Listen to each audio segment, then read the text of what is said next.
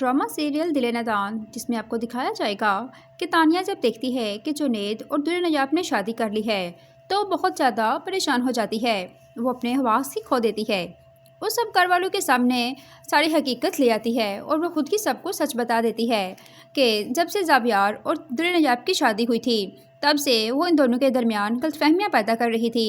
وہ ہر وقت زاویار کو در نجاپ کے خلاف کرتی رہی۔ یہ بات سن کر زاویار کہتا ہے کہ میں نے تمہاری باتوں میں آ کر در نجاپ پر جھوٹے الزام لگائے اور تم ہی کہا کرتی تھی کہ در نجاپ اور جنید کے درمیان کوئی غلط افیئر ہے جس کی وجہ سے میں در نجاپ پہ غصہ کرتا تھا۔ تو تانیہ کہتی ہے کہ یہ سب میں نے ایک پلاننگ کے تحت کیا تھا کیونکہ میں جنید سے پیار نہیں کرتی تھی۔ میں نے ہمیشہ سے صرف تم سے پیار کیا ہے، مگر جب خالہ نے تمہاری شادی در نجاپ کے ساتھ کر دی تو میں نے بھی ٹھان لی کہ میں تم دونوں کو الگ کر کے ہی رہوں گی۔ اس لیے میں نے در نجاپ اور جنید پر جھوٹے الزام لگائے تاکہ تم ان کو سچ مان کر در نجاپ کو طلاق دے دو۔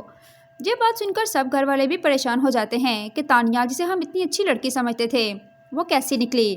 تو تانیہ سب کو بتا دیتی ہے کہ در نجاپ اور جنید کے درمیان کوئی بھی افیئر نہیں تھا۔ میں شروع سے ہی زاویار کو پسند کرتی تھی اور اسی سے شادی کرنا چاہتی تھی، اس لیے میں نے در نجاپ پر جھوٹے الزام لگا کر اسے زاویار کی زندگی سے نکال دیا۔ لیکن اب میری ماں مر چکی ہے، اب میری زندگی ہی اجڑ چکی ہے، مجھے اب کسی بھی چیز کی خواہش نہیں رہی، اس لیے میں نے اپنی ساری حقیقت آپ لوگوں کے سامنے رکھ دی ہے۔